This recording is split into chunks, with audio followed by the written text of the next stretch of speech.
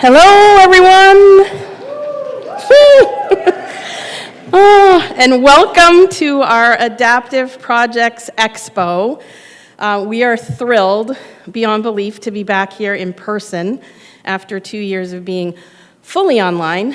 But the other exciting thing is that we are actually live streaming.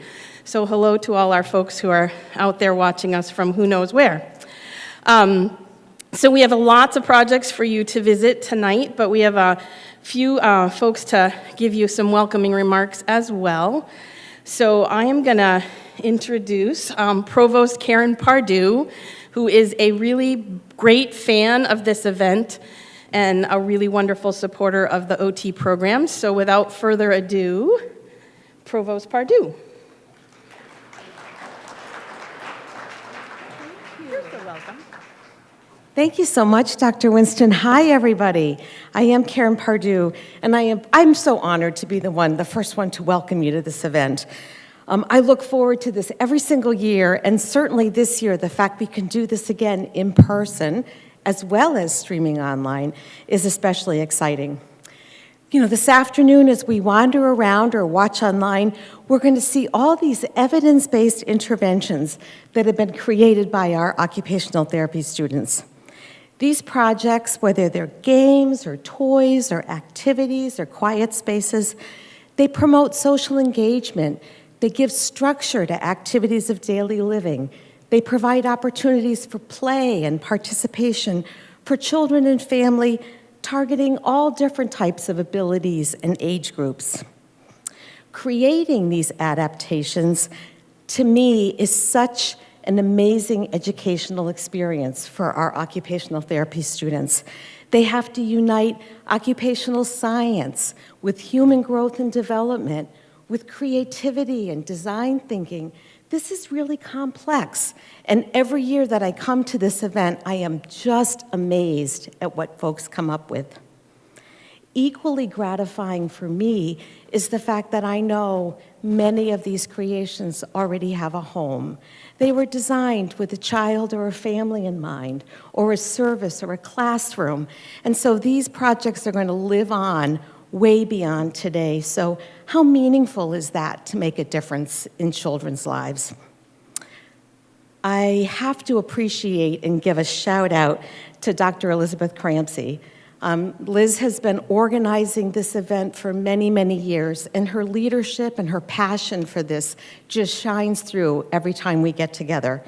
And the same is true with her program director, who just introduced me, Dr. Winston, who also has been, indefatigable in making sure this event happens, even in COVID. We had a very interesting couple years where we couldn't gather in person. So thank you so much for allowing me to bring the initial opening greetings. I can't wait to stop at every table. And now I'm really pleased to introduce our president, Dr. James Herbert.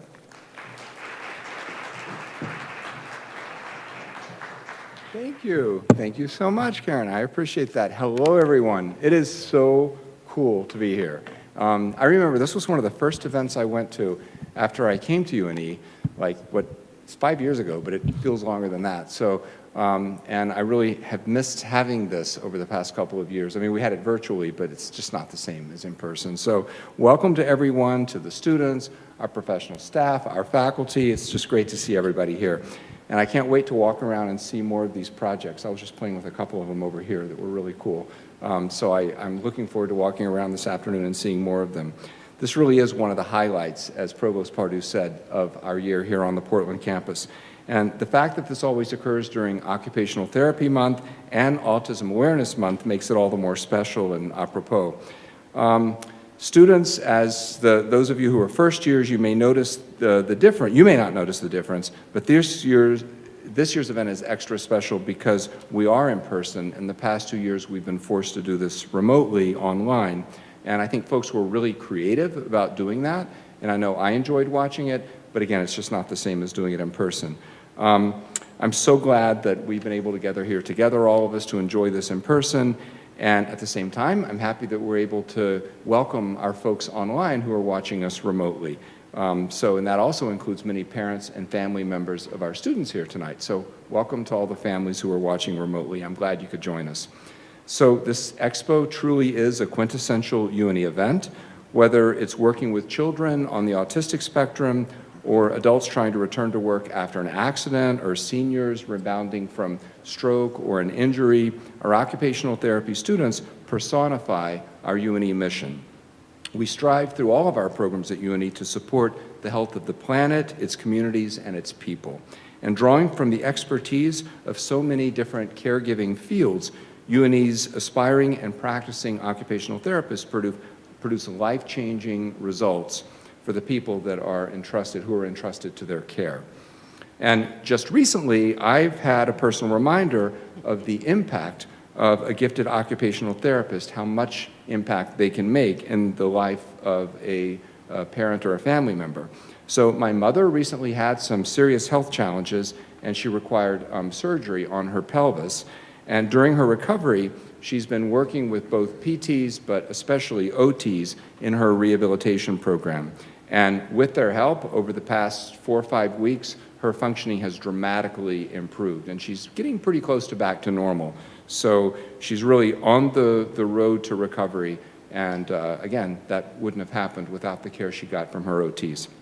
And even closer to home, you may wonder why my hand is all bandaged up like this. So let's see, how many weeks ago? It was 2.5 weeks ago today. I had surgery for something called Dupuytren's contracture. I don't know if anybody knows what that is, but it's when your fingers get kind of bent in like that. You get these extra tissues that form around the cord of your fingers, and it kind of pulls your fingers in. So this hand I had fixed 5 years ago, but then I had to get this hand fixed. My pinky was all bent like that, and they go in and they do surgery and everything. So when I went for my post-op appointment, they didn't tell me who the appointment was with, and I went to my post-op appointment, and who was it but an OT that I met with. And that OT was not just any OT, but was a graduate of UNE, was one of our very own alumni, and the OT graduate, Andy. And Andy had next to him Sage. And guess what? Sage was a current UNE student in the Master's OT program, the MSOT program. And so Sage was the intern working with Andy on my hand, and they're the ones I've been seeing now a couple times a week. And look, I can full extension, I can bend it, it's all good. And I got awesome care from Andy and Sage. And so they've given me my whole, they made the splint for me, they keep updating the dressing, they give me my exercises, which I've been faithfully doing. So those are just a couple of ways that OTs have directly touched my life and my family's life. And in addition to that, some of you may know that my oldest son, my wife Lynn and I, our oldest son is autistic. And he has worked with OTs throughout his educational years, and they've made a huge and profound difference in his life. So quite literally, I know firsthand, and I've experienced firsthand the great work that OTs do and the difference they can make in changing lives. I'm deeply grateful for that. So the commitment that you all have made to enter this noble field is just terrific, because you will make an impact on many, many lives throughout the course of your career. And this tonight is especially cool because it showcases also something that we celebrate at UNE, which is innovation. The ability to see something, see an opportunity to do something better, to make the world a better place in some way, to then go back and prototype a solution, to test it out and to implement it. And that's what innovation is all about. And it's in our tagline at UNE, innovation for a healthier planet. And it's what we try to do. So I think the innovations that you've made are fantastic. And I would encourage you, on that note, to as you get into your clinical placements and as you progress in your career, always keep an eye open for ways that things could be done better, that ways you could improve systems or maybe create something completely new, and keep innovating, because that's part of the mindset you're going to learn here at UNE, and it will help you not only in your career, but it will help those that you work with along the way. So with that, thank you very much for having me here today, and I really look forward to making the rounds and seeing all your projects. Thank you.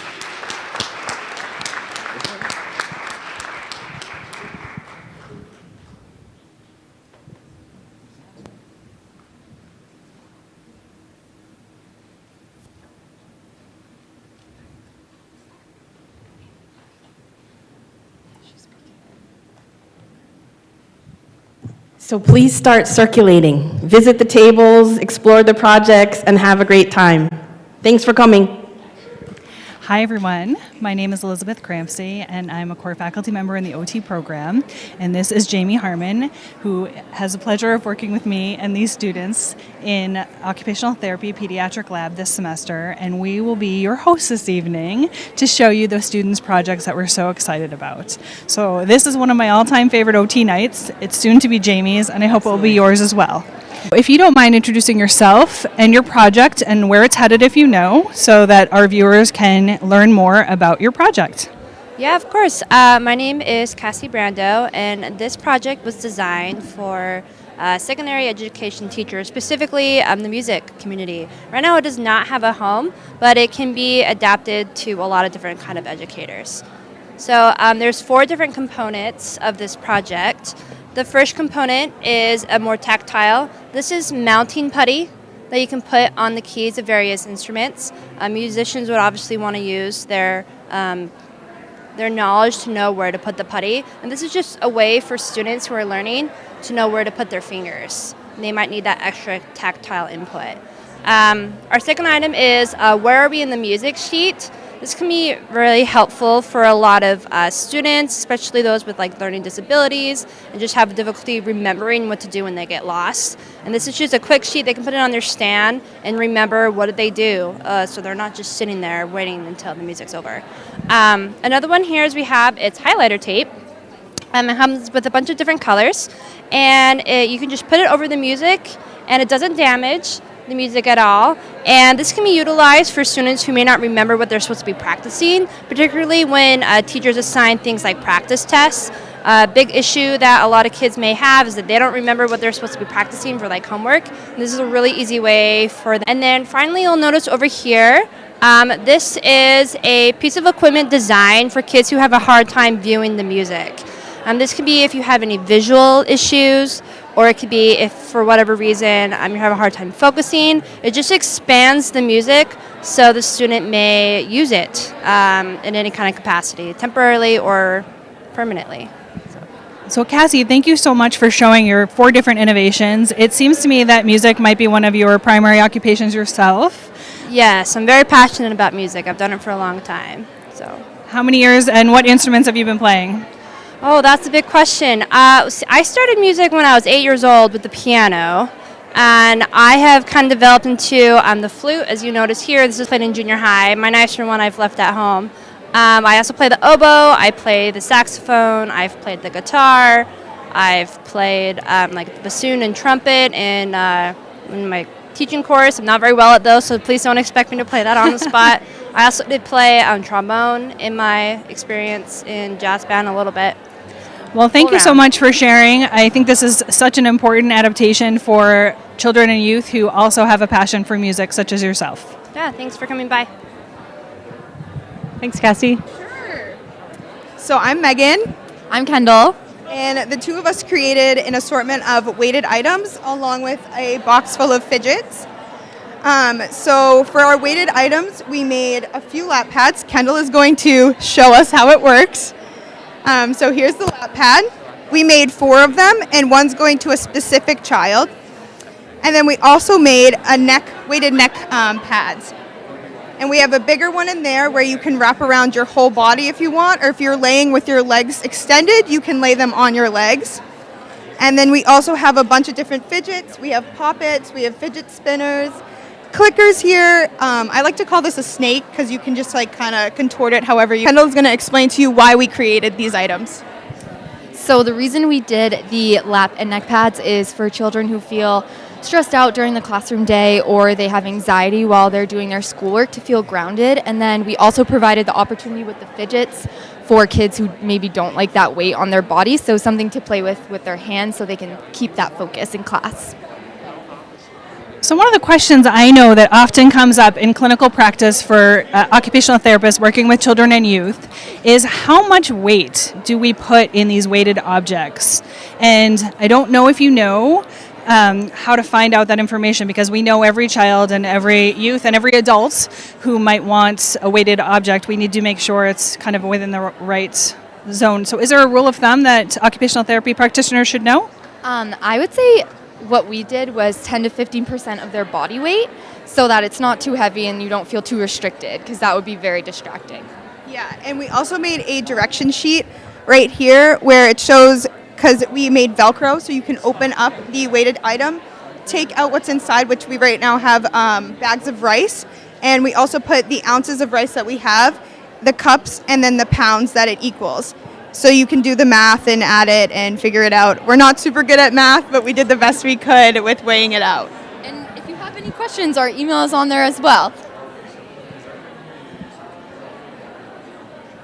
So I think that it's so wonderful that you, again, made this specifically for some children in mind at the Falmouth Public Schools, but also the washing and care instructions are so important all of the time working with children and youth, but especially in COVID times. So I'm sure that they will really appreciate the extra steps that you took to provide those extra guidelines to support this to get a lot of use within the school. Yes, and the fidget toys, you can wash them or sanitize them because they're mostly plastic. So just to make it easier and more cleanly. Wonderful. Thank you so much, Kendall and Megan, for sharing your project with us. So we've only done 2 projects so far. How are you feeling about our event tonight so far, Jamie? Excellent. These are some really amazing projects, and there's a lot of energy in the room and excitement, so I'm excited to learn more about what kids have to offer. I am too. And tonight we have the ability to show 32 different projects. They're going to over a dozen locations within our community. So one of the most feel-good moments of this event that I look forward to every year is really that each one of these projects has a purpose that fills a need in our community. And so there are 12 different local locations receiving these, which you'll see on all the placards at each of the tables tonight, as well as we do have one going out of state as well. And there are a few projects still looking for a home. So if you're at home watching on Facebook or the live stream and you see something an innovation that strikes you, please feel free to reach out, because we are really excited that these go to really fulfill a need for children and youth in our community.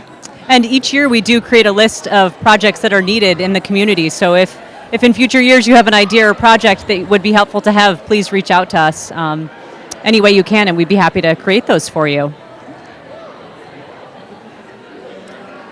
Hi, Haley and Kristen. How are you? Good.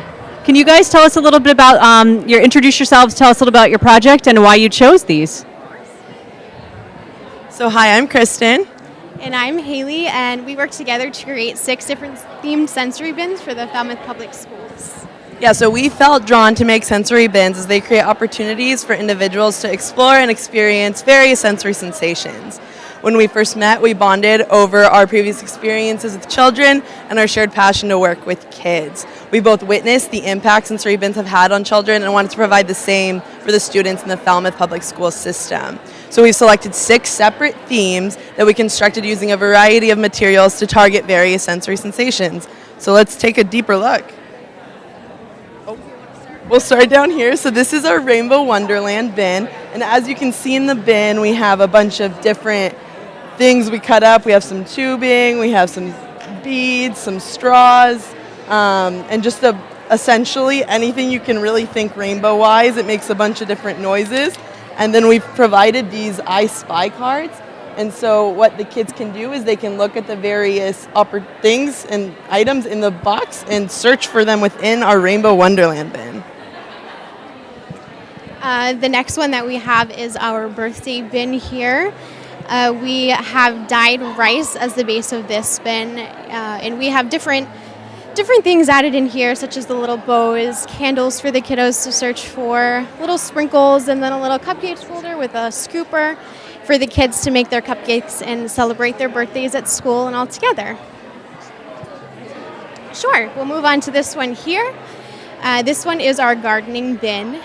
The base of this one is normal sand with some crinkly paper as well. We included some flowers, some mini pots, some fences, and some tools so the kids can grow their gardens all year long together.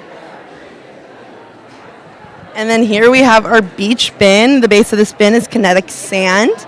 And so we have just some shovels, some sand molds, and then just different things you can play with at the beach. So even in those wintry months of Maine, we can still be at the beach.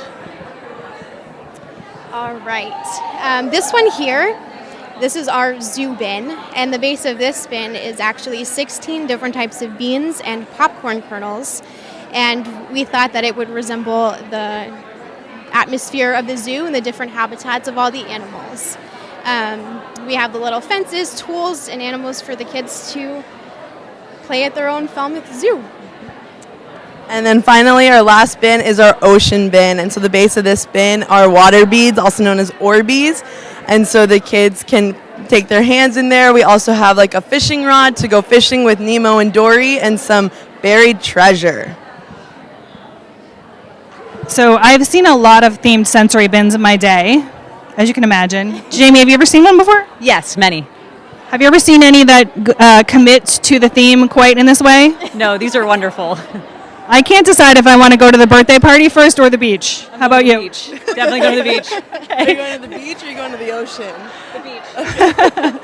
So one of the things I'm noticing too is you have the ability to both spill out but also tuck back away, which I know is so appreciative of any parent, caregiver, therapist, educator to not have things really unkempt. So I think you've done a really nice job with your organization ideas as well. Thank you. So thank you so much for sharing your innovation with us. Thank you. Thank you.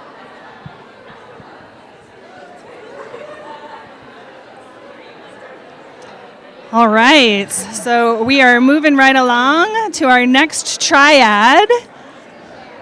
All right. Do you guys want to introduce yourselves? Tell us a little bit about your project and why you chose your project. Yeah, I would love to. So my name's Christina Gennario. I'm Stephanie Barrier. And I'm Madeline Dumont. And so we did fine motor task boxes. So fine motor task boxes are designed usually for the preschool or elementary school aged children, and they're designed to build strength in the hand and finger muscles to develop their fine motor skills. So in these boxes, you're usually going to find objects found within the classroom that's going to enable the students to participate independently or alongside of their peers. And learning to manipulate these objects is going to help promote engagement in the outside world. Yeah, so we know that the occupation of play is one of the most important occupations for children. So we decided to go with a variety of different activities and toys and games that can help engage them in play, while also working on those fine motor tasks and skills.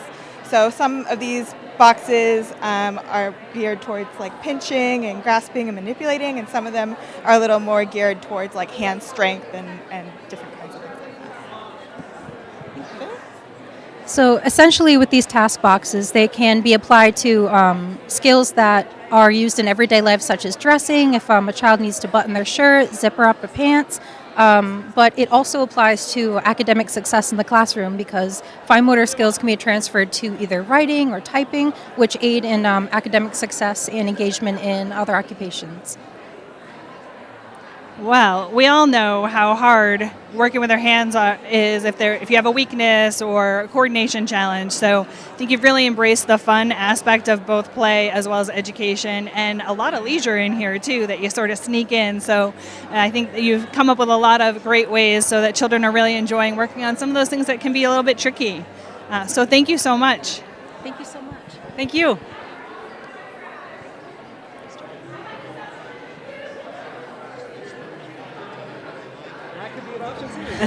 So here we are with Jordan Agamin, who is sharing his sensory wheel. Hi everyone. Do I need a mic? Okay. How's it going, everyone? Hello on the live stream. My name is Jordan, and I have my sensory tactile wheel. Could also be marketed as Feel the Wheel, the Sensation Circle. So the basic premise here, we have kind of 8 different fabrics cut up into little pizza slice pieces here, and the idea is to explore many different tactile textures. So as you can see here, we kind of have a microfiber cloth. This is a little bit more foamy. You can press onto it, and we have like a fuzzy kind of texture here. So the idea is to encourage that self-directed learning, self-directed exploration of different tactile senses. So of course, for children, there are different preferences, whether that's kind of the softer, plush, tactile feelings, or maybe something like sequins might not be something that is enjoyable for some children. So I believe having all these different textures on one platform allows for that exploration should they be ready to do so, which is encouraged in the book here by Jean Ayres, Sensory Integration in the Child. So also, I wanted to use the concept of a wheel to make it a little bit more fun, kind of like a carnival type idea. So if you give it a little tap here, it does light up, and you can give it a little spin, and you can kind of just raise your hand all over there, and you feel a different array of sensations. And yeah, that's kind of what inspired this project. It's looking for a home, so if you're interested, let me know. Thank you. So Jordan, thank you so much for sharing your sensory wheel with us. I have 2 questions. The first one's the most fun. On a scale of 1 to 10, how much fun did you have making this project? Oh, I had so much fun. This was, I am not the craftiest person. Those triangles are not perfectly cut, but the intent is there. And for me, honestly, this is like a personal growth opportunity for me to just be able to do this on my own. I really just wanted to make it something fun, as you kind of directed us to do. Like, choose something that's fun to you, and that's why I did this. So and we know your project's looking for a home. Yes. If you had to conjure a home, do you see this going to a home, a school, a clinic-based setting, hospital-based setting? Where do you envision it, perhaps? Right. I'm thinking maybe, like a community-based setting, a clinic, something where there's maybe like a playroom. It would be a perfect addition for something like that, because it's super flexible. You can put it on the ground as well for smaller children to kind of crawl over it or something like that. So it's very adaptable. I could give the tripod as well for the spinning action. You can put it on the table. So I think it's so adaptable for many different things. You can make a game and color code it. So I think for those kind of playrooms, that would be the perfect fit for it. Wonderful. Thank you so much for sharing your adaptive project with us today, Jordan. Thank you. Thank you. Hi, Tally. If you could just take a minute, introduce yourselves, tell us about your project and why you chose it.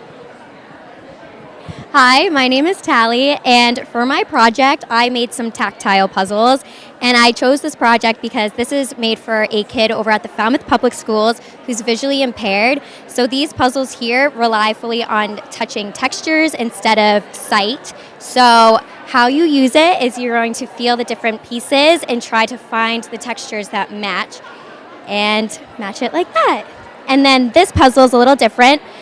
These ones have different shapes, and you're going to feel the outside of them and try to feel for the outside to try to match those pieces as well.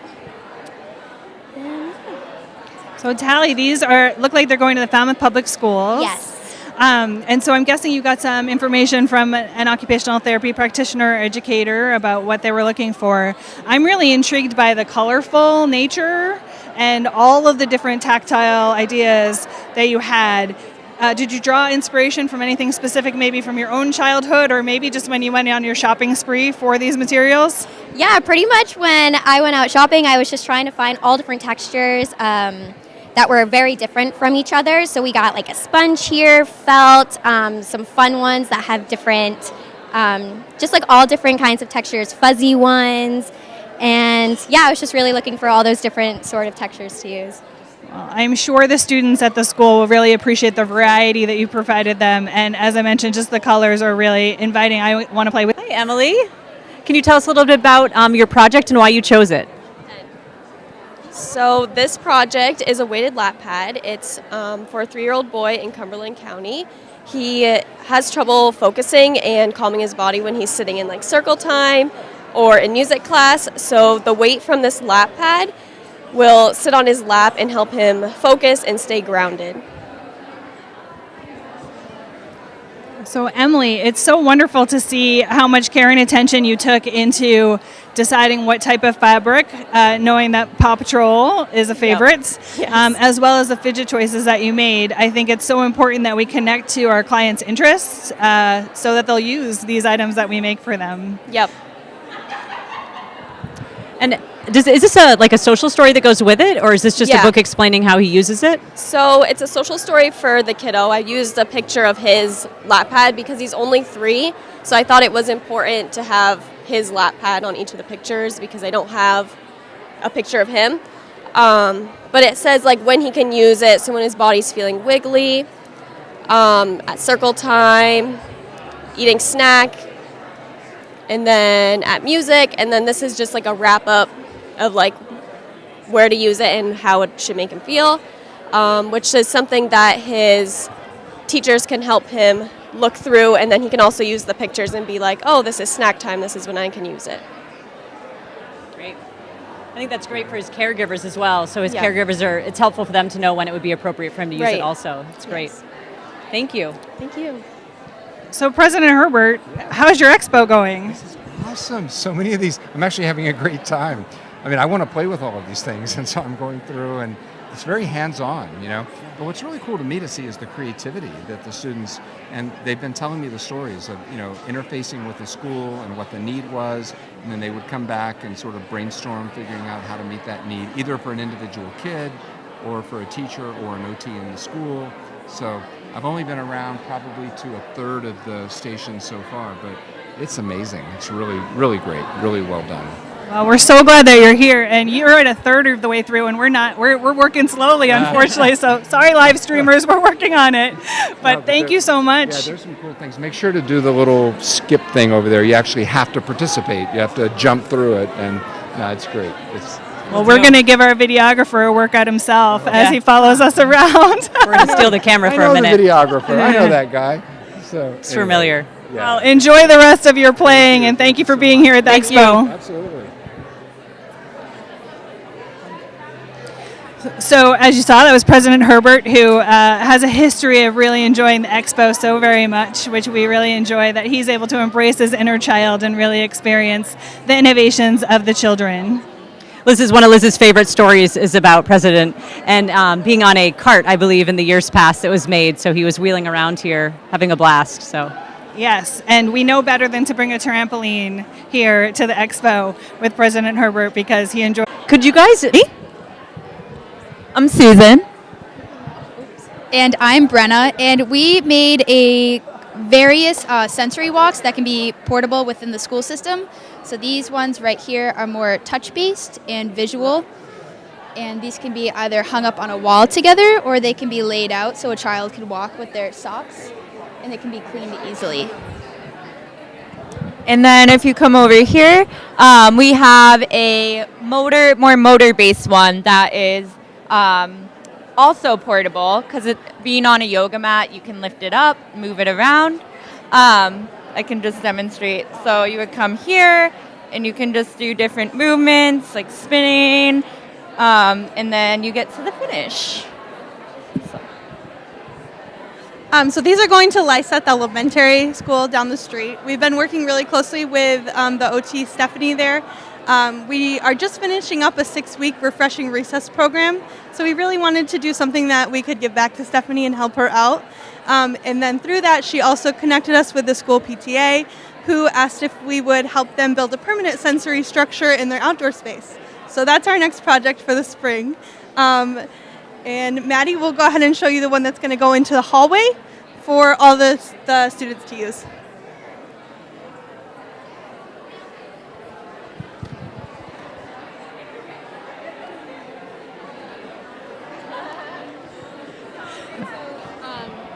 The idea kind of behind this one is that, you know, as kids are walking through the hallway, they kind of have things to interact with. Straight. I had the pleasure of seeing the video of this, the one that's already in the school, and also this as well. So how important was it for you to collaborate with the school and the stakeholders of where this is going? Can you explain just a little bit briefly about that process? Yeah, it was super important, and it was really cool because we started that refreshing recess program with 4th and 5th graders. So we got to know the kids a little bit, and it was definitely evident that they sometimes had challenges with like structure or doing things together or teamwork. So we created this to kind of foster collaboration with kids and help them be creative and work together and kind of give them an outlet in school that they could kind of use. Thank you so much for sharing that, and I hope they'll stay in touch with you to share what's going well and maybe even what might be tweaked in the future. Yeah, for sure. Thank you for sharing your sensory walk. Thank you. Hello. Could you guys take a minute, introduce yourselves, tell us a little bit about your project and why you chose your project? So I'm Megan, and this is Allie, and we made 2 calm corners that are going to Lyseth Elementary School. And this is a loop of a video that of the calm corner that we've already implemented in the school, and then these materials are ones that are going in the second calm corner. And we decided to create it because the OT at the school was looking for a space for a calm corner, so we thought that would be really exciting and fun to build for them. So we decided to build 2. And a calm corner helps students recognize and then learn to regulate and manage their emotions in a healthy way in a safe and positive space. So many of our ideas were inspired by the Diane Alber books, which are a really fun way for students to recognize and kind of understand their emotions. So on these little sheets over here, the emotions are represented by different spots, and they also give different strategies for students to kind of help manage their emotions in a positive way. And overall, the corner really helps students become more self-aware, kind of manage their emotions, and just overall have healthy relationships with others. And we tried to provide a bunch of different options so that students could kind of work with things that are most meaningful to them. And then along with the strategies, we also had different sensory objects. So we have these glitter bottles that are sensory bottles, so when you shake, you kind of see the glitter. We have a Zen garden over here for students to rake the sand and rocks back and forth.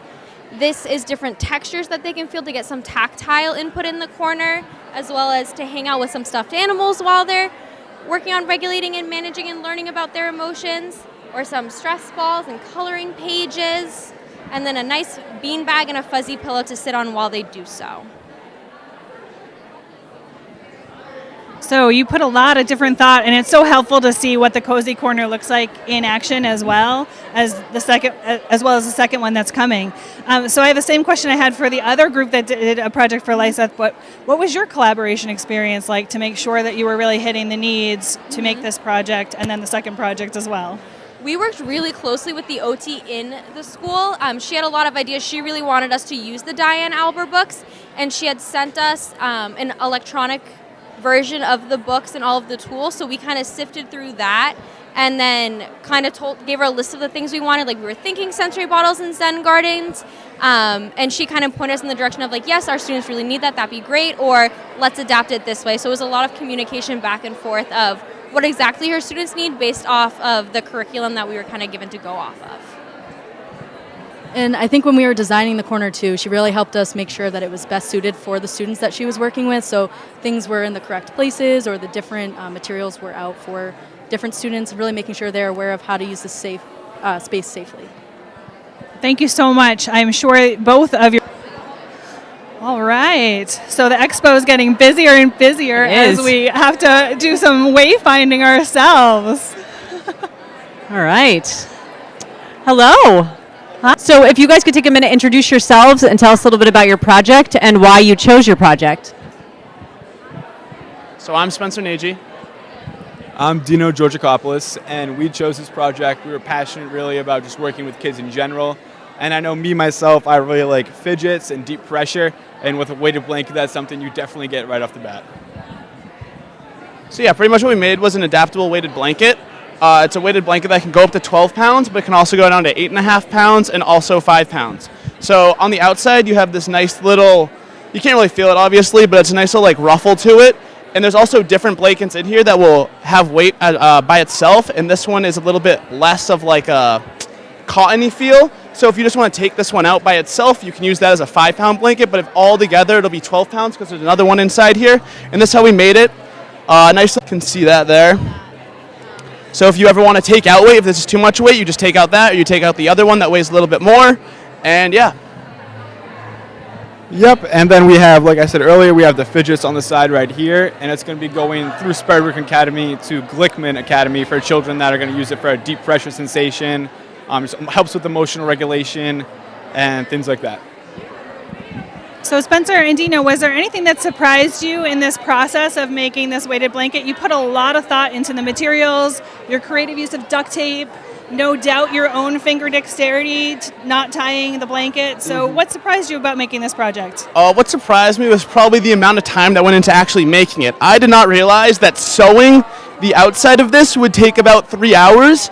And thankfully, my mom had friends over who also had sewing machines, and it was like a nice little book club, and they were all excited to figure out what I was doing with this, and they all came over and helped me learn how to sew. I've never sewn anything, so they showed me how to sew, and then the rest was 2.5 hours sewing the rest and tying this on with Dino, and it was definitely an experience, definitely a time-consuming experience, but it was a fun one that I actually really enjoyed.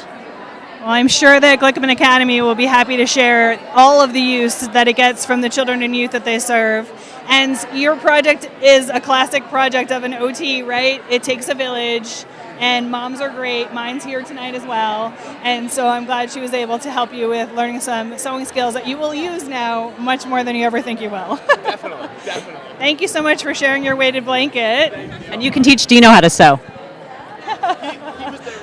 Yes.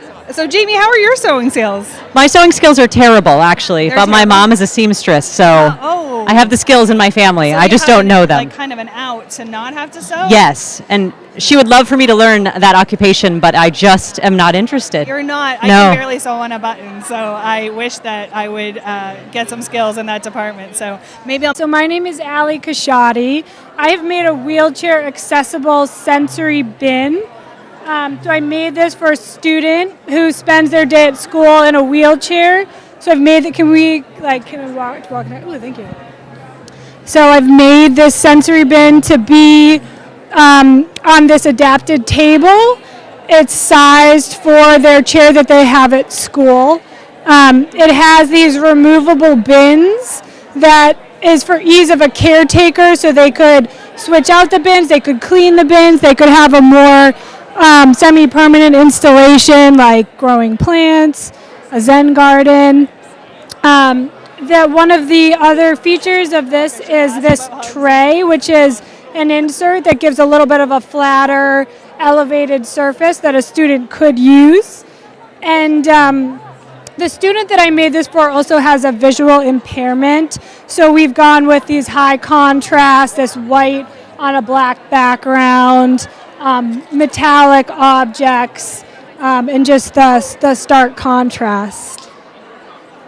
Yeah, thank you. Thank you so much, Allie.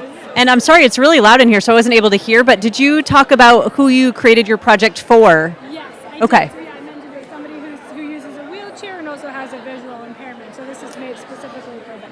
And a school district in the state of Maine. It is, yeah, but Okay. it's the Noble School District, which is the district where I live and my children go to school. Oh, nice. Wonderful. Thank you so much. Yeah, thank you very Enjoy much. your evening. Thanks. All right. Hello. How are you guys doing? Good. You spent a lot of time explaining your project to people so far. Okay, well, I'm going to pass the mic off if you can all introduce yourselves and tell us a little bit about your projects and why you chose them. So my name's Mia Campanelli. I'm Chris Chismar. I'm Hope Pryor. My name's Kennedy King. Good evening. And so our first project is our Quiet Low STEM tent, and it is going to the Westbrook school system.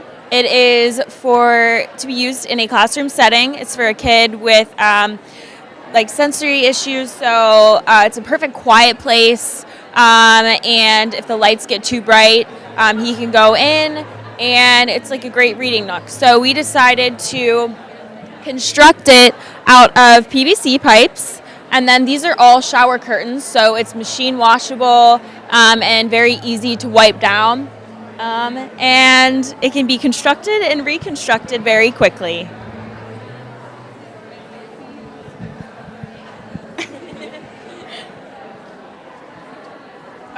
So our second project that we did are themed sensory bins, and these are going to the Glickman Academy in Portland. So we decided to do seasonal themes. So we have summer, spring, fall, and winter.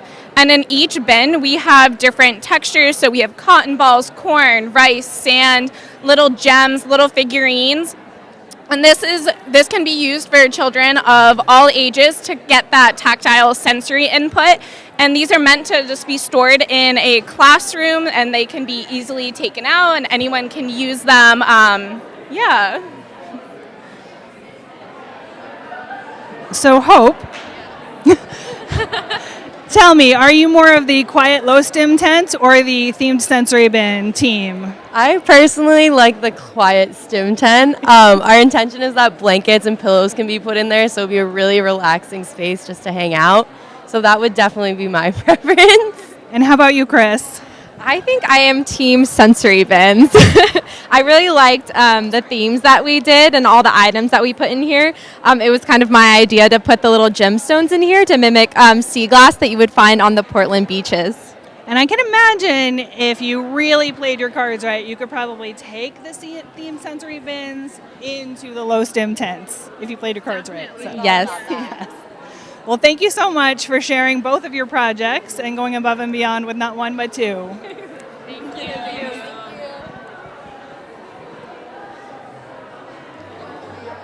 Hi, Nicole.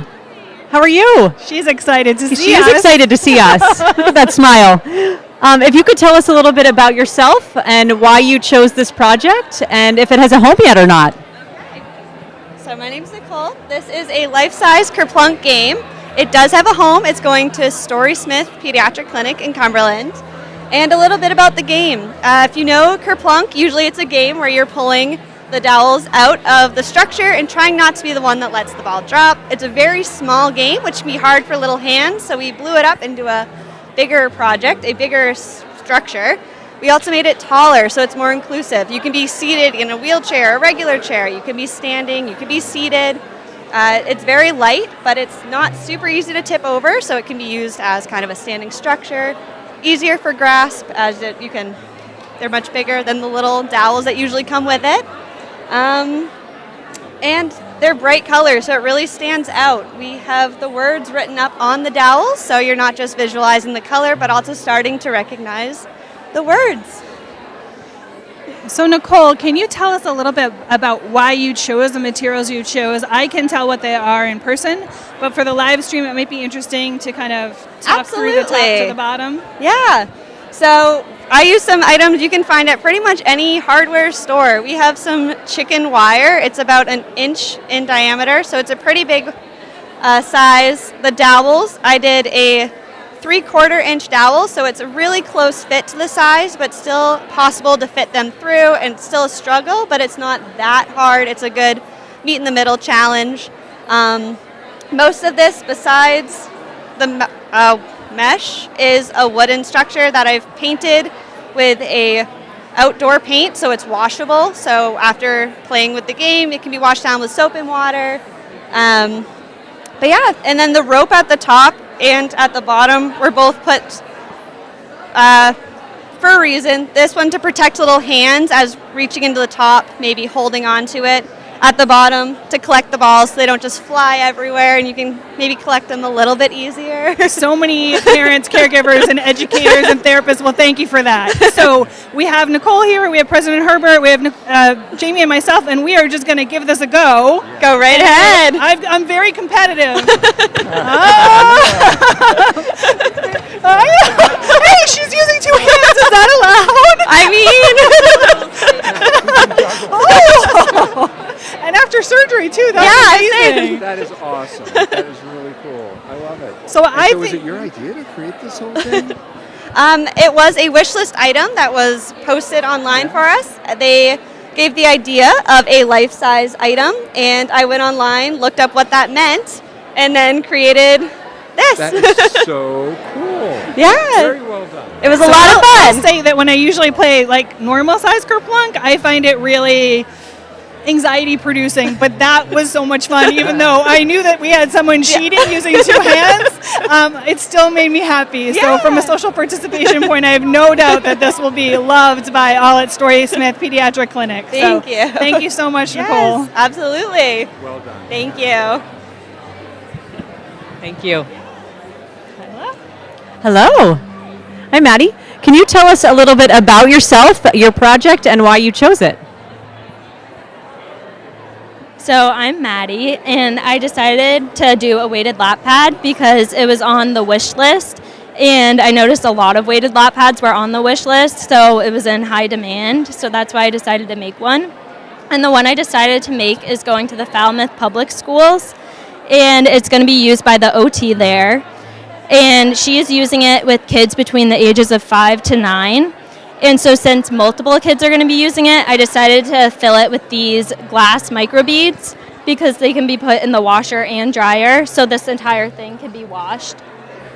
And then I attached fidgets to it, so if kids need something additional to do with their hands, they can use these. But if it's too distracting, it can also be removed. And then this is a social story that goes with the weighted lap pad, and it's for the children to read, and it explains what it is, where they can use it, and then it gives different situations that they can use it in and how it will help them.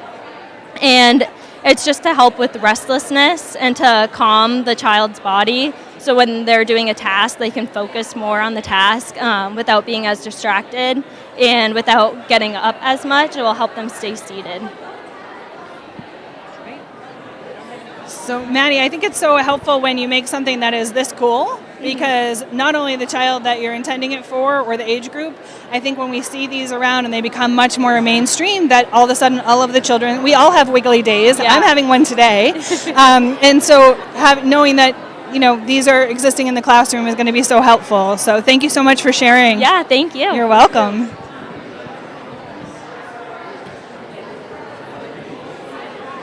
So Jamie, we have made it almost halfway through. I know. Is there any project that's really surprised you that you weren't necessarily expecting? I got the preview and you did not. I did not get the preview.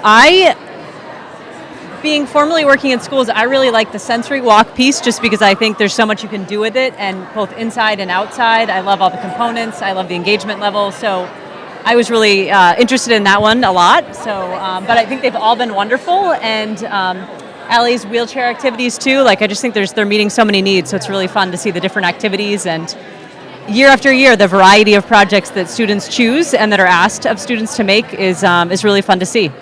I agree. I think it's so amazing that we have so many different occupation-based activities here and projects. And again, I just want to remind those streaming, we ask for your wish list items. So be thinking now how we can potentially meet the need in your organization working with children and youth, because we really want our students' projects to fill that gap in the community. Yeah, and you don't need to be an OT to get your name on the list. So teachers, parents, let us know what you need. We're interested. All right. Hi, Patrick. Can you tell us a little bit about yourself and your project and why you chose it? Yes. So this project, I created 3 stability footstools for the kindergarten classroom in Falmouth Public Schools with the intention of giving them more stability when they're at their seat. Their feet may not reach the floor, and so this will provide some distal support for them to be more focused on their posture and the tasks that's at hand in front of them in the classroom. I myself am from Maine, grew up in Cumberland, and I used to live in Colorado for a while. And I forget the other questions, but wrapping it up, I'm really excited to be in the program and having the chance to create this opportunity for the Falmouth Public Schools. So people who know me know that I shouldn't be around power tools or anything of that nature. Yeah. Is woodworking one of your occupations? Things that you enjoy? It's a new occupation. Yeah, I'm picking it up as a hobby right now and learning a lot from a very skilled builder in my life, and it's been a very humbling experience, but very gratifying at the same time. And so, again, knowing that I would be just enough to be dangerous with any power tool, what are some safety considerations that you thought about with using this media for the school district? I definitely you mean like my build or this? The build, yes. The build, yeah. So when I was building it, sanding, there's a lot of particles that come out in the air, and so you have to wear a mask, as well as when you're using a table saw or anything like that, you want to be very conscientious of where you're placing your hand and go very slow, as well as making sure the machine turns off completely before you walk away. What else? That's essentially the big ones. And then in terms of the product itself, were there some things that you were thinking about, making sure the heights were right, the weights were right, the sanding was done just from a safety consideration, the durability, knowing the young children tend to be pretty busy with those feet, which again, this is to provide that stability, but what kinds of things did you think about? So in the initial design, that was definitely a huge consideration for me, was making sure it was a stable design. As you can see in some of these, the legs actually are very wide, and it's a very good cut circle there. We added some triangles down at the bottom there as well, so thank you, Jamie. If they were to stand up on it, these add more support as well. I had a feeling you put a lot of thought into these, and so I just wanted folks to see the care and craftsmanship that went into these stability stools. Yeah, it took a lot of sanding, like 3 different times. The painting was a huge one as well. And the dimensions were provided to me. So this one's 4 inches high, 4.5 inches high, and 5 inches high off the ground, just to have a wide range for everyone to be able to participate and use the stools.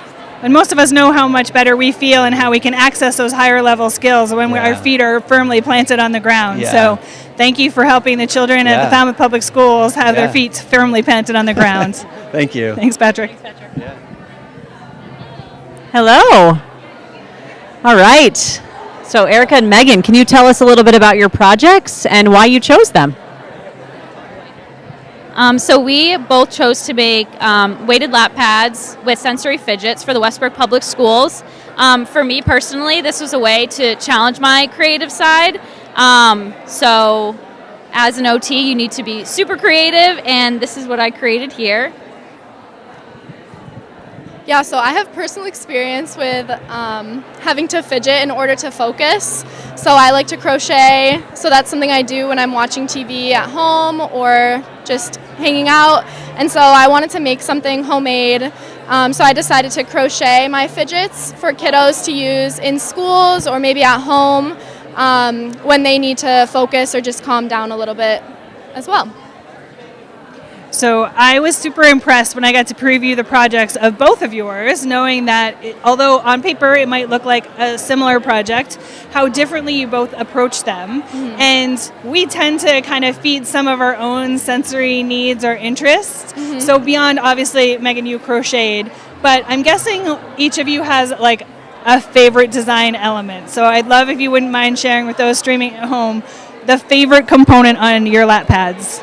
Yeah, so for me, I would say one big thing we noticed was mine is made of rice. You can't see it, but I kind of like that feeling. And then I also like the bee, like you can pick it up to fly away, and I like just being able to like use that to squeeze. But then it also doesn't get lost because it's attached. And then for mine, I used marbles for the inside, which also gives a little bit of an auditory sensory input, but I also really like the scrunchies that allow you to pull on them because of the silk texture that I gravitate towards more. And so that's so interesting, right? Like scrunchie, common household object. Depending on your age, you wore them in your hair every day. And now, like all good fashion choices, they're making a comeback, but it's so great to see them repurposed in another way. Yes. So thank you both for sharing your lap pads and your favorite design elements in them. Thank you. Thank you. All right. So Jamie, I also can't crochet. I can't crochet either. That took a lot of work. It took a lot of work. It took a lot of work. time. And it's really great when I see other people with these talents because I totally appreciate them. I just wish I could embrace them as my own. Imagine what else I could. Hello. How are you? Good. Can you guys take a minute, tell us a little bit about yourselves and your project and why you chose your project? Do we get the mic? You get the mic. Great. You want the mic? But we will take the mic back later. Well, hi, I'm Emmy, and so we created, well, this is Marima. We're first-year OT students, and we created some tactile boards here for kiddos with low vision. And the idea is that they will be able to explore these boards using touch and kind of get them started in the process of learning how to read Braille. So we've incorporated an I Spy type of game as well to search for specific textures and specific objects to help them get started in reading in Braille. Would you like to try? Sure. All right. Pick a board. It doesn't matter. Okay. And I want you to identify a tiny cube. A tiny with cube. your eyes closed. I'm not feeling like I'm doing very well. Most people have trouble with this one. You're close. You had it. You had I it. did? Yep. It felt like a Lego. It's a. That feels like a clothespin. Yeah. You had it before. I'm colder. Down. There we go. There, yeah. There's a couple. That's a cube? There's 4 of them. Okay, I'm opening my eyes. Cubes. Oh, that was a trick. All right, now There's the big one cube. more. You could ask me for that. Yes, one Okay. more with your eyes closed. Find me something prickly. Oh, did I step my hand on it? There we go. That felt prickly, though. Yeah. Is that prickly? Yeah. There's a couple Excellent. different prickly ones. Those are really fun. Thank you. Great. So kids could use their eyes to find things truly as an I Spy or do it the way we just did it. Yes. Great. Wonderful. And this is going to Falmouth Public Schools? Yes. Great. Awesome. Thank you so much. Thank you. Thanks for letting me play. Now I have 2 microphones. What do I do with that? I've got 2, Liz. So I'm sorry, I got sidetracked with a couple of our recent alumni. And so this is Lauren and Courtney. And I can't remember how many years, 3 years ago? Yeah. Oh, see? COVID didn't totally ruin my cognitive faculties. So they were kind enough to join us the last 2 years online. And so tell us about your impressions of being back in person. Well, it's so great to see what everybody's made, and every stop we go to, we're like, oh, let's take a picture. Like, that'd be so great to recreate for our kids. We love all the creativity and passion that everybody has. Yeah, it's really exciting to be in a room of all like-minded people who love OT and know what OT is, and to just see the creativity of these people who will be graduating soon and coming into the profession is really awesome, and knowing that they'll be our future colleagues and having all these great ideas. Well, I am so overjoyed to see you both here in person. And this is Jamie. She's my lab assistant. So we look forward to seeing you again in many years to come. And remember, I'll be sending that email about a wish list in about December of 2022. So thank you so much for being here. We appreciate you. Nice to meet you. All right. Oops. Watch out. Collision. We are having wayfinding challenges. We are. The Expo gets busier, which is, I say with all the joy in my heart, that it's gotten busier in here in person. It has I'm so gotten very happy. busy. It's nice and quiet over here in this corner right now, though. So Gina and Natalie, can you take a minute, introduce yourselves, your project, and why you chose this project? So my name is Gina Mealy. I'm Natalie Bullock, and this is our No Mess sensory experience. It's ocean themed. So we thought that this would be good for some, maybe a bunch of different purposes, but maybe for kids who don't love touching different textures with their bare hands. They could touch it with the barrier of a glove and explore it a little bit more. Or just for any kiddo to explore in a classroom. We thought it'd be good for a classroom because of its no mess aspect. Everything's contained in the bin. And then there's an added treasure hunt to add a little bit purpose behind this box.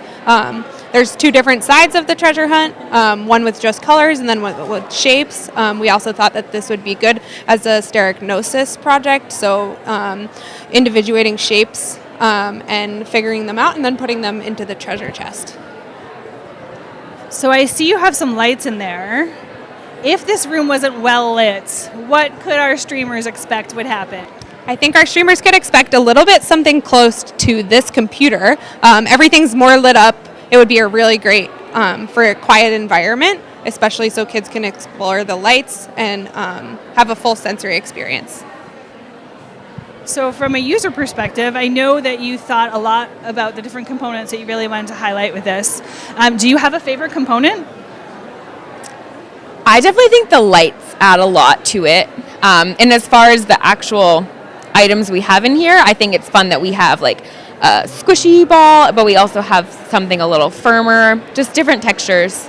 And yeah, we thought it was just colorful and fun to engage with. I think another really great aspect of this project is the idea that it is no mess, but it also is essentially germ-free. We're asking individuals to sanitize their hands before they put them in the gloves, and then nothing inside has to be sanitized. Only the gloves have to be sanitized. So it takes a lot of the legwork out of sanitizing things in a sensory box.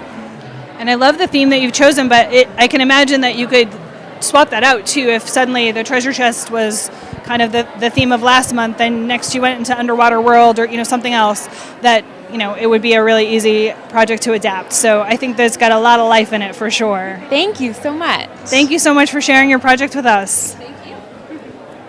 And their project still needs a home, so if anyone's interested. Yes, so their project is one that doesn't yet have a home, so we do have a handful of those tonight that we're showcasing. So if you're seeing something, please be in touch with us so that we can fill your need in the community.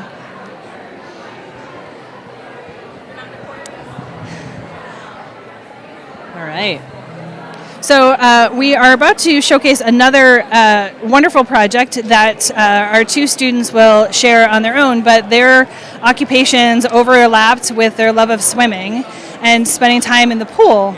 And so they've come up with a variety of ideas and have a video to show as well. We should come on this way. So we're going to come back to our swimming one briefly. They're in the middle of chatting about their project. And we're skipping over to Rob Motley, who will share what he's made. Yeah, Rob, can you tell us a little bit about what you've created and why you chose this project? Yeah. Can I hold this? Awesome. So we created a 3D printed Nintendo Switch adaptive controller modification. So normally to play something like Mario Kart, which we have up right now, you need the use of both hands. But with this, it lets you hit the gas with your middle finger, and then you can steer with your thumb, and then you can use the items with your index finger. So again, if someone only has the use of one hand, it makes it really easy. And then we also 3D printed this for folks who have the use of two hands. And I'm going to put the microphone down for a second and show you.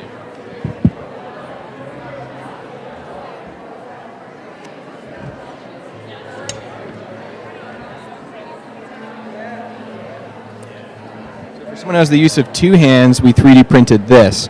And it really does two things. They no longer have to hold up the console, because typically these controllers attach to either end. And there's a little weight to that. So for a long period of time, you need some muscular endurance to be able to hold up the Nintendo Switch. So this is ultra lightweight, and it also brings your hands closer, which helps with bilateral coordination and just makes it easier to control the Nintendo Switch when your hands are a little bit closer together like that. Yeah. And the cool thing is you can get the files for these for free, and the material cost is probably about 5 cents. You just need a 3D printer. So these are the things that always intrigue me about, again, why one of the reasons we do the Adaptive Project Expo is I can imagine that if I could find someone to make that need for me as a gamer, it would probably cost a lot more than a free file and the low cost of products. Yeah. And I think that's something that a lot of people don't realize. If you were to try and purchase this commercially, I don't have a guess, not being a gamer, but you might have how much is a regular controller cost? Probably $60, and then these modifications, I'm not actually sure if they do make them and sell them, but typically things like this would cost $30 to $40 versus 5 cents. And so, again, I'm new to the land of 3D printing, and new might be stretching it a little. Sure. But for people who are streaming, what was that process like for you? Have you 3D printed a lot in the past, or was there a steep learning curve, pretty easy to pick it up? What was your... Yeah, so it was really easy. There's a website called Thingiverse, and it has, I don't know how many, but I would assume tens of thousands of different files for 3D printed objects. So you just hit the download button on that, you put it on an SD card, and then you plug it into the 3D printer, and you hit go, and 2 hours later, you have this. So it was really 2 easy steps. If people really want to get creative, they can go in and create the 3D blueprint, but that's not something I really know how to do. But I'm definitely interested in doing that because I can think of ways to actually even make this better. Yeah. And it's great because my friend Tara, who has the 3D printer, her coworker just came and she only has the functional use of one hand, and she's a gamer, and she just tried it 20 minutes ago, and she wants one. So it was a good proof of concept. And so this project, when we started this evening, didn't have a home. Now it has at least one, if not many more. Yeah. And so, this project that you were inspired to do is really going to reach a lot more people than we would have expected. Yeah. So I encourage others who might be trying to figure out what 3D printing is about to sort of check out all the free options and learn from other folks. And we're excited that the OT program itself is getting a 3D printer in the very near future. Yeah. So I can't imagine what y'all are going to start printing. So we could at make that more point of these if there's a lot of people who want them. Yes. And imagine, too, like you made a prototype and you can think of 16 ways you already want to tweak it. So that's what OT is all about, right? Adapting things so that people can engage in their life in the fullest way. So thank you so much for sharing your adaptive Nintendo Switch controller. Of course. And you're going to be printing a lot more of those, I can tell. I think so, yeah. Yeah. Jamie's going to race. No pressure, Jamie. Get your competitive side out.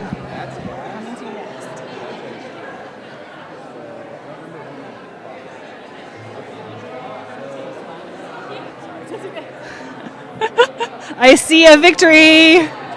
Oh, it just ended. Okay, Jamie just ditched me, as happens sometimes. Thank you so much, Rob. Really cool. All right, so I already teased a little bit about your project as we walked by, but there was such a rush at your table, we knew we'd come back. So yeah, if you could take a minute to introduce both of yourselves, why you chose this project and what you did. Hi, I'm Cassie. I'm Erin. So we made an aquatic activity board. We both have backgrounds as swim instructors and lifeguards. And when we were observing OTs in a therapeutic water therapy, we noticed that a lot of their toys and equipment would start to float away. So we wanted to create a floatable desk where the child can be attached by this pool noodle that is adjustable, and the toys can stay in front of them so they're not spending their time chasing all of it around.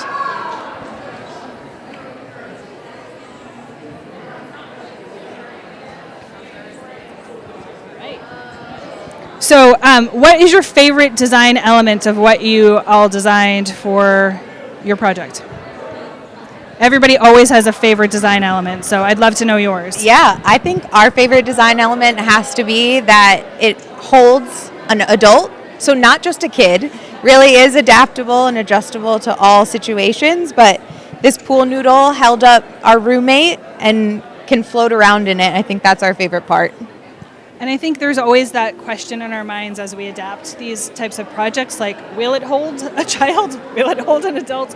What do we do in that moment if it doesn't? But I think that's where your background in swimming really helps too, because you really knew what you were looking for to help children and youth engage in this occupation.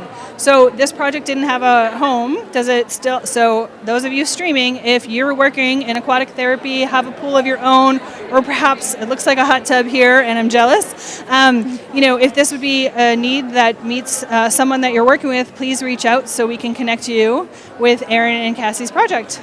Thank you both so much for sharing your innovation with us. Thank you. Thank you. All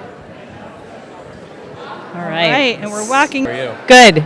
Can you tell us a little bit about your project and why you chose it? Perfect. So my name's Nate. My project will be heading to the Mercy Medical Center located in Springfield, Mass. The reason I chose this is they'd asked for it, but also cornhole is just a fun game. Everyone loves to play it in the summer in the backyard. Really engages people in social participation, fine motor control, gross motor movements, a lot of things that apply to the OT world, but also just like having fun with your peers. So they had asked for one. They are a rehab facility that works with people across the lifespan. So they'd asked for one that would work for children as well as with adults. And I took the realm of, in the OT world, there are two ways to modify activities. The first being grading, the second being adapting. So I'll start with my graded versions here. So grading is modifying an activity without changing the rules necessarily. So the reason that this is graded is because it gives a nice visual contrast of where the outside border is as well as the target that they're aiming for. The bright green really stands out against the black. Also, the reason that green was chosen is because in all 8 different types of color blindness, green is always detected, whereas colors like blues can kind of be lost when placed against darker backgrounds. So that kind of fits the grading mold, and because I didn't want to build all 4 different frames, you can easily swap these out by just unscrewing all the screws, swapping the faces, and so you really only need 2 frames and have 4 interchangeable boards. So we'll move to the adapted version next. Adapting is modifying an activity by changing the way that you engage in it. So this one here is done just slightly. So as you can see, typical cornhole, you score a point by getting it on the board or through the hole. This one here, I wanted to reward participants the closer they get towards the target, which is the circle. So you get 1 for the bottom, 2 for the middle, 3 at the top, and then 5 get it into the hole. And then I wanted to kind of make it, as I mentioned, directed towards the children at the facility, so I added some fun stickers. The bags that they'll use are much lighter, much easier to hold in a child's hand, much easier to control. So, Excellent job, Nate. Is woodworking a preferred occupation of yours, or is this a new skill you've picked up? So I've been around woodworking thanks to my father, who may be watching, so if you are, thank you. Good to see you. Also, hi, Mom. Important. Yeah. So I've been around it for years. As a kid, whenever my dad brought me to work, didn't like it. All of a sudden, now I really like it, and I think it molds well with like occupational therapy curriculum. There's so much that we can do with it, and ultimately, I'd love to end up in like a universal design type of thing, so building things that fit that mold. That's really cool. So again, in my preview, I do notice you have a screwdriver here. I do. So you had mentioned in your video, just so you know, I do watch them, ways that you might also have the client potentially work on this build out. Can you just share very briefly some of your thoughts on? Sure.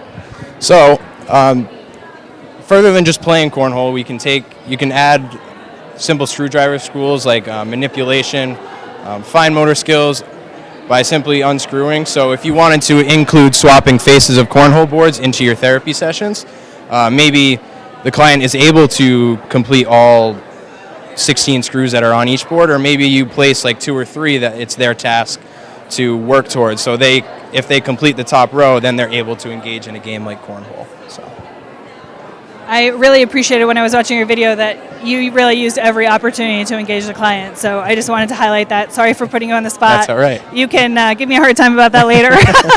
But thank you so much, Thank you Nate. so much. Thank you.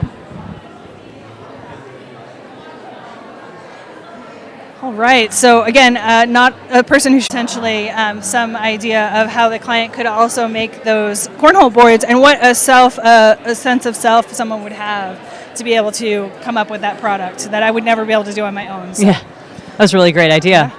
Emily and Megan, can you tell us a little bit about your project and why you chose it? Yeah, of course. So we chose the sensory walkway today because we were hoping to mimic different potential environments that children can face in their everyday lives. And so each puzzle piece over here gives you various sensations that the child can get acclimated to. And when we made this, some of our thought process during it was to make it to be easy to transport, easy to make compact, and cost effective for the family for wear and tear over time. And some of the benefits of the sensory walkway includes motor skills such as balance, hand-eye coordination, and spatial awareness. Thank you so much.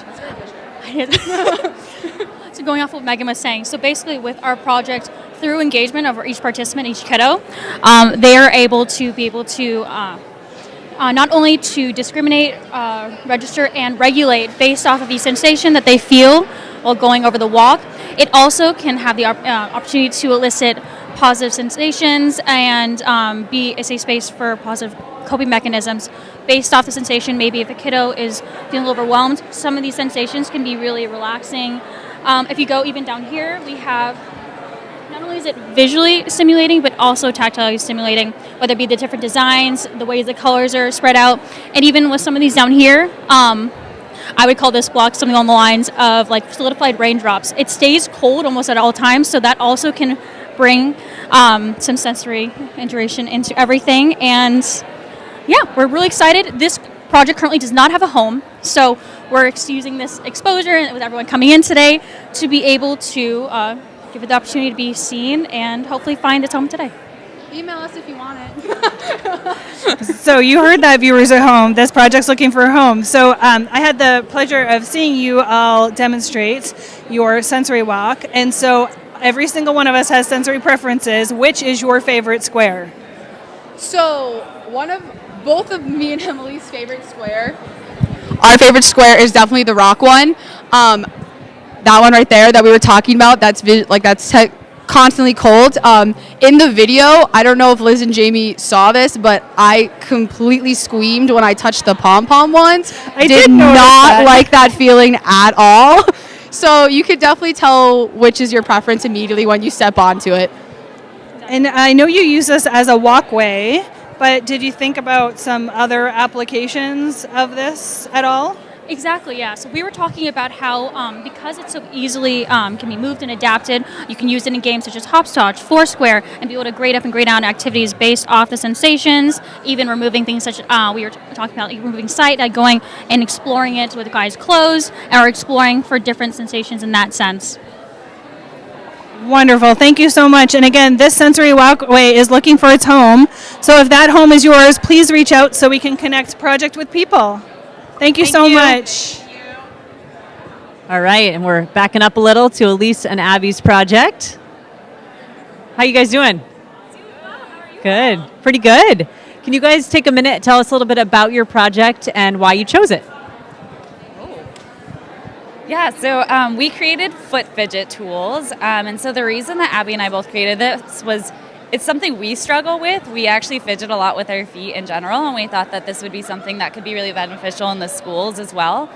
So you've probably seen hand fidgets at this point in time, but foot fidgets are kind of giving that same idea of providing input while being a little bit less distracting. So for individuals with ADHD, sensory processing disorder, or just hyperactivity, I mean, as most kids are in the classroom, these kind of give you like the ability to move around, squish your feet in, you can take your shoes off, and yeah. Do you want to talk about why we picked like the tools that we picked? Sure, yeah. So everything we picked was, this is so awkward, everything we picked was pretty like accessible, cheap, you can make it on your own. So these are all just like pool noodles that we cut up, and then the TheraBand, we just got a big roll, and then we cut it up so you can retie it to kind of fit any chair that you might have in the classroom or anywhere you're using them. And then for kids that might need something like sturdier, if they're going to rip up a pool noodle, you could use harder objects like these balls or these dryer balls. And then we also thought you could cut these in half and just use them to like push down, up and down on a chair, or even, these are foot fidgets, but even on your hand, just like using them in different ways. Yeah. So there's two things I want to highlight to the streamers is one, in true OT fashion, we have a create your own foot fidget station. I did see a few of OT practitioner friends and alumni from UNE here tonight kind of walking around with them, and I was sort of hoping maybe they'd like slid you like, you know, some cash or something for that, but I love that you have a do your own station. And then Jamie, it's been a while since you sat down, I think. You want me to sit? I think maybe, yeah. So Jamie's going to give these foot fidgets on the front a go. So if she was wiggly and needed a little stimulation perhaps, and her dance goes might be too stiff, but you can put your foot behind it to really get some good traction and proprioceptive inputs. Yep. And who wouldn't want those cool pool noodles and balls on the bottom of their school chair? So this is another great innovation for the classroom where the adaptation looks so cool that everybody wants one. Right. Just like every OT practitioner and educator in the room wants one. So great job thinking this through and making it so colorful and making a do-it-yourself station. Thank you so much for sharing. Yeah, thank you. Thanks, guys. All right. All right, so in the background, while we've been walking around, you might have heard some like rock bandy type dulcet tones of some music in the background. And so we have a sensory piano here, which is just going to blow your hair back for sure, for those of you streaming at home. Hello. So, could you guys introduce yourselves? Tell us as much as you can about your project and why you chose it. My name is Allie Crooker. My name is Angela Marquez. And my name is Billy Hickey, and this is the sensory piano. It's run off of a makey hardware technology, so that integrates the electrical currents of our bodies into these. So these all conduct electricity, and so it's just passing the signal from our bodies through these into a music software on the computer, and it creates the sound output that we have here. So Allie is grounded to the machine here. She's got this metallic bracelet. You can also use one of these handprints down here. So multiple people can use at the same time. You can use that. You can use one of these cuffs as well. And all the carrots up here, this is what makes the noise. There you go. So you can, there you go. Grab onto them like that, and then all the things down here in the bottom row, that kind of modulates the sound. So it'll give you, there's one that's a pitch wheel, it'll send the pitch way up, and then different types of modulators. See, there you go, yeah. So we figured we could use this for like sensory adaptation. You can use it because these don't need to be carrots. It can be anything that conducts electricity. So you can change it up depending on what the person needs. It can be a good social interaction experiment, and just you can do that. Yeah, so there's just a lot you can do with it. Someone mentioned doing a bilateral coordination using this as one hand down up here, using weight bearing in the hands. So we haven't even really figured out all the things that we can really do with it so far. So it's we'll make the chain at the end. So You want to make a chain? yeah. If you want to. Yeah. So because it works on electrical current, so I can touch here, and then Jamie, you can touch one of the carrots, and it works. Oh no, she did. That's really cool. Yeah. So I know the answer to this, but I would love the streamers to know. So where did the inspiration for this project come from? We all love music. We had a makey device, and we just wanted to make something that you can really immerse yourself in, and make some music with it and have a full body experience, I think. And I know you're using GarageBand as your app, so have you played like a full song through? Like a full... Not Not yet. really. It's more just for exploration and playing around Perfect. with. But And that's how I would embrace it. We could. I was actually just thinking about we could record something on here and then add other tracks underneath it, and we could theoretically make a pretty good song out of it. That would be amazing. But we haven't gotten there just quite yet. Hey, if there's houseplants, fruits, and vegetables, I'm down. So as long as I don't have to bring a lot of mad skills and just a lot of passion. But I really appreciate that you all took your passion and occupation of your love of music and really thought about doing something a little outside the box. And so thank you so much for sharing your very experiential project with us tonight. Of course. Thanks so much. And their project also does not have a home. So It does not have a home. It is up for grabs But if I anyone is bet you interested. that there have been a lot of strong interests in that. I know it's every time I hear the noise in the background, the music, it's not ambient music. It is the music coming from their sensory piano. It's really neat. So if you're looking for a sensory piano in your life, be in touch. Yeah. All right. Can you guys introduce yourselves? Tell us about your project and why you chose it. Hi, I'm Maddie. I'm Corey. And I'm Chelsea. So this is a weighted sensory vest. It's going to Wiggle Worms in Kittery, Maine. We have these weighted pockets here. Right now they're filled with peas, but you can fill them with anything you want.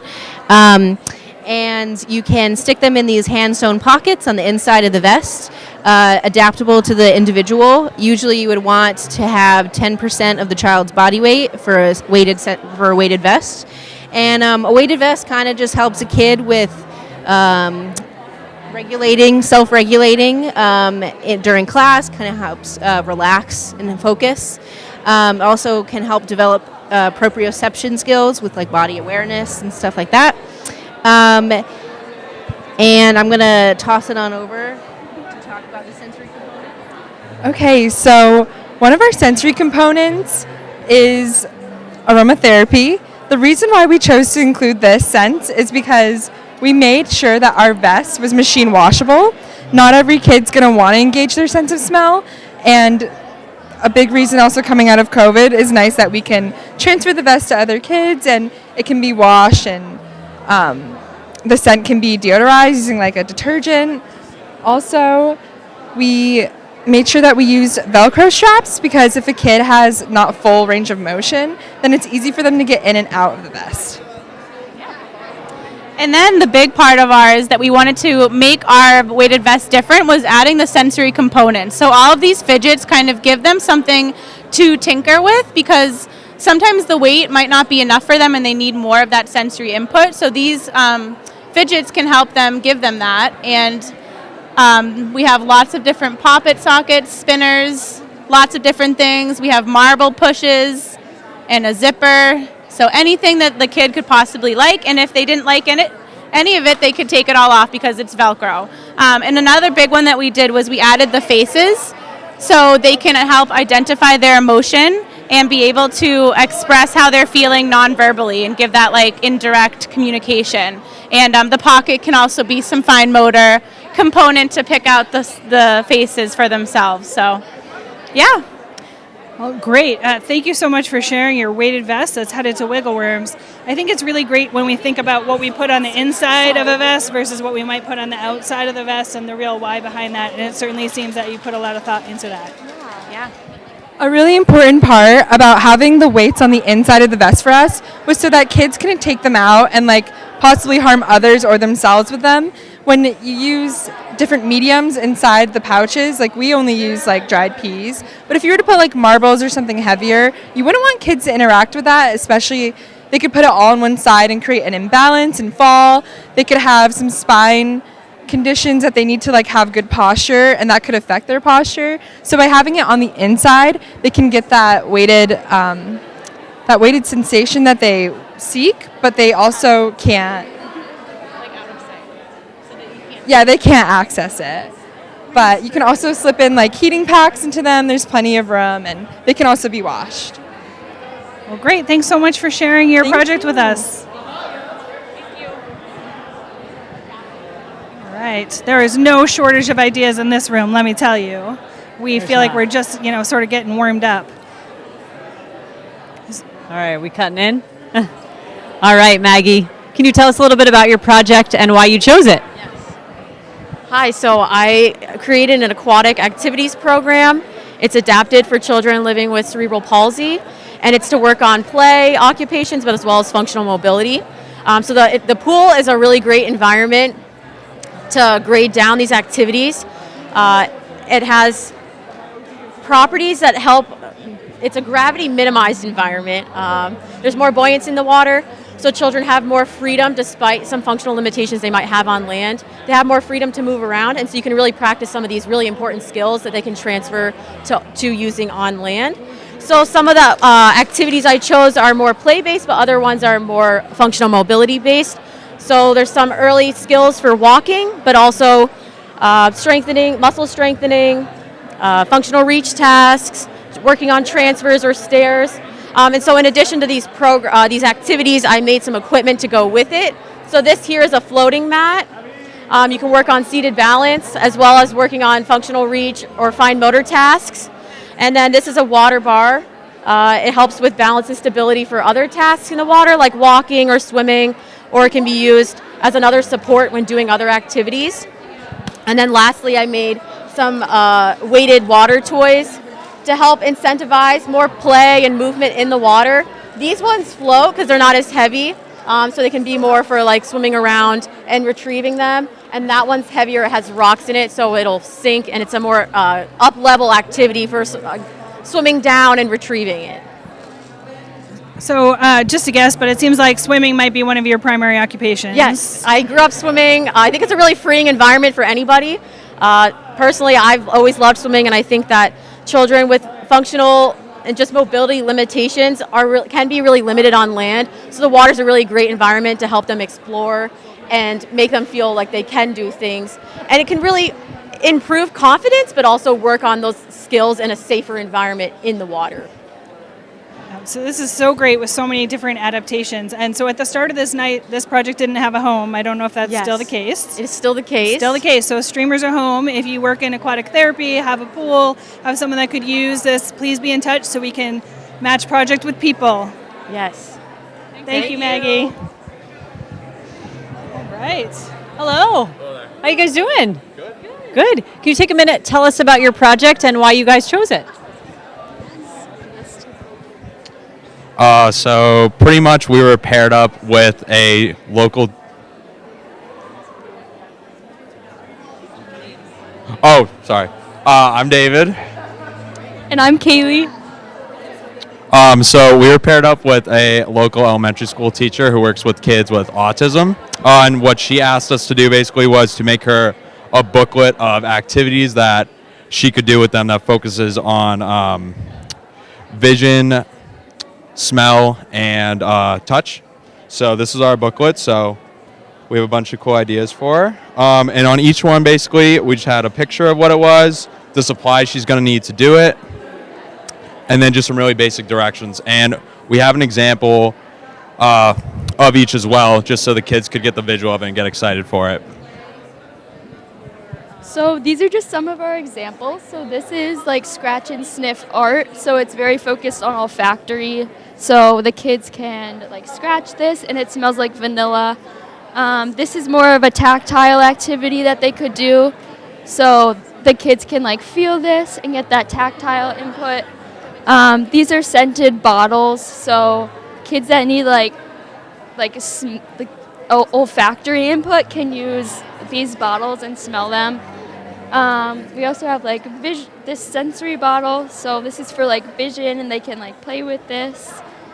And then this is like a tactile bin, so it has different activities in here that they can play with. And then this is just another activity that the teacher can do. So it's I Spy, but it's also tactile because the kids can like touch it, and then also visual. Great job. This is really neat. Lots of components to your project, for sure. Yes. Great. Thank you so much for sharing your ideas and for giving this great project. Hello. How's it going? Can you guys introduce yourselves, tell us about your project and why you chose it? I'm Zach.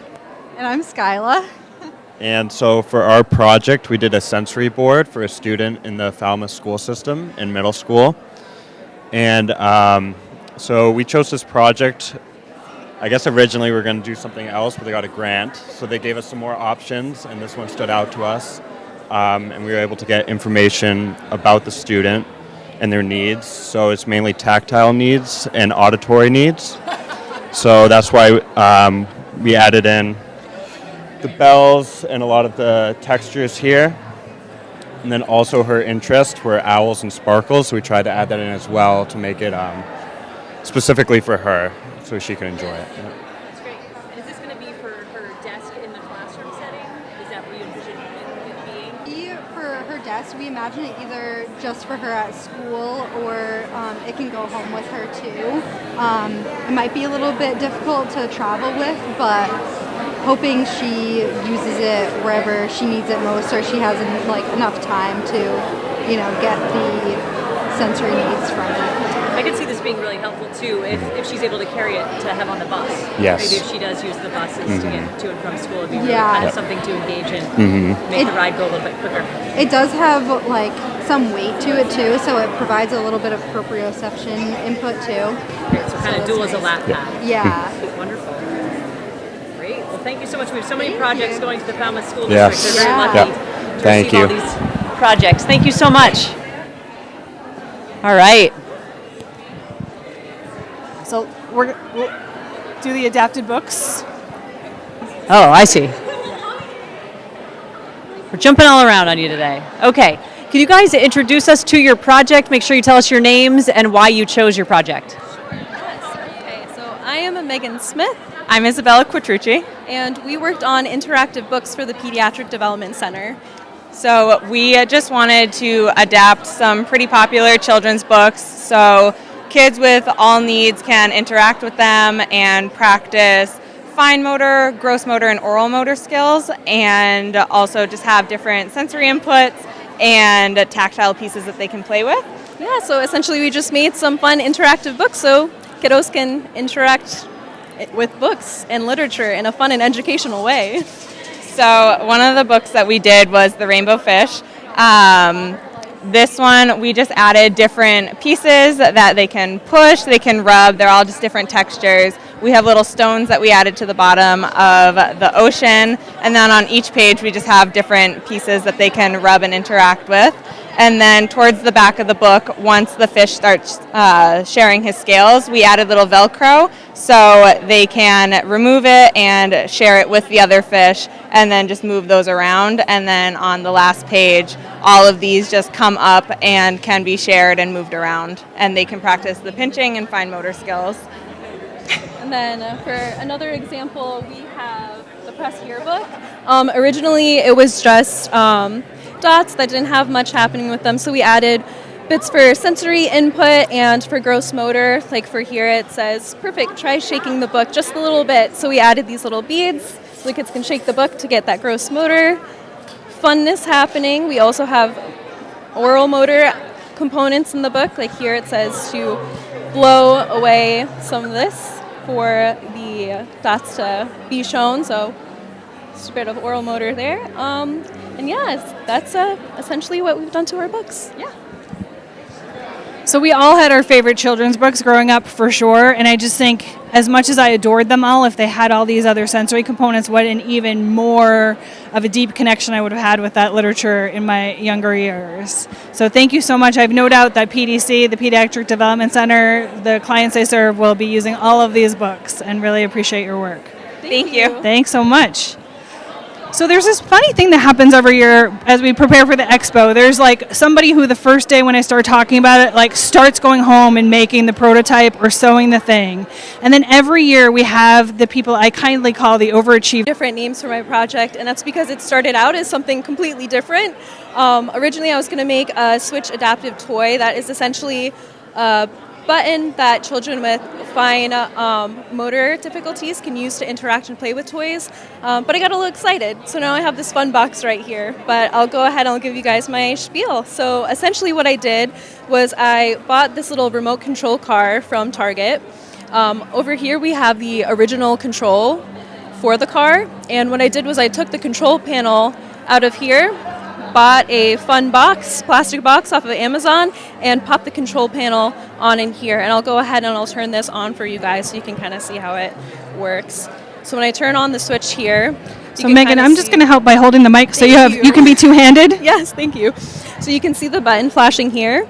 Now when I go ahead and I turn on the car, that button will stop flashing, and it'll let us know that it's connected to the car. So here I kind of took some inspiration from our neuro class this past summer, or this past fall, and took some adaptive driving bits that I learned about. So here we have this adaptive driving handle for kids that usually use like gross motor movements to interact with things. So here you can use the knob to go ahead and turn the toy, make it steer, and over here the lever makes it so that it goes backwards and forwards. And if the therapist wants to go ahead and kind of grade up the toy and make it a little more challenging to use, there's these extra 3D printed pieces here that I got printed at the Makerspace, which is an awesome place down in UNE. But we can go ahead and remove these steering wheel bits and the lever so that the kiddo can work on more fine motor movements. But yes, that is my spiel in my car. So Megan, I'm pretty sure you've used this car enough to know a trick or two, so I'd like to see a trick or two from your remote control car. I do have a fun ramp here that we can send it off on. Send everything home. All right. All right, we ready? I'm ready. Woo! And it's sent home. So Megan, just some questions that I actually don't know. So have you done a lot of 3D printing? I actually have not. This was my first time 3D printing and using the UNE's Makerspace. Luckily, I have a partner who is familiar with it, and I was able to make the 3D printed parts on a program that he has. So the thing I find so intriguing both by our adapted projects but also 3D printing is this idea of you kind of start somewhere and then you quickly make adaptation after adaptation after adaptation. And I have a feeling that you have a lot of ideas of what you might continue to do from here on. And have you done the wiring component before? I actually have not either. This was a new learning experience for me. It actually ended up being a lot easier than I thought it would. The longest part was soldering the wires together to re-plug them into the parts of the circuit board to kind of get everything going again. But it was a learning experience. Well, and I can just imagine the hours of enjoyment that will come from using this, because I don't know anybody that doesn't like either, buttons to push, a steering wheel, a lever, not to mention a remote controlled anything. So thank you so much for all your work in providing this for the Pediatric Development Center. Yes, thank you. You're welcome. Thanks, Megan. So streamers at home, I know you can't believe it, but we actually have reached the end of the line in terms of our Expo project. So 32 projects going to over a dozen locations in the New England area. And I just couldn't be more proud of the students and all of their creativity and the work and the thought that they put into their projects. And it's really neat to see their preferred occupations being joined with new occupations, because we saw a lot of new skills being built today and just trying new things and really thinking outside the box. I think it was a really neat night for both all of us and them. Indeed, and I just think of the community members that will all have these projects that will meet the needs of the children and youth in the area. So thank you so much for tuning in to the 2022 So Adaptive I just Expo. have a quick announcement as people are milling around. If you haven't yet made it back